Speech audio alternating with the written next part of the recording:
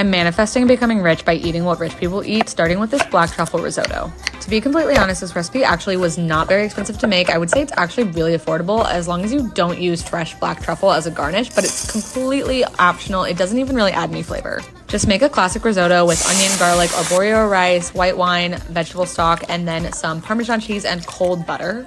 Then season with salt, and then I like to add jarred truffle sauce, which lasts forever. It's not that expensive, and it works way better than truffle oil in my opinion. Then just mix that all together until it's emulsified and creamy, and then drizzle with a little bit of olive oil and some flaky salt.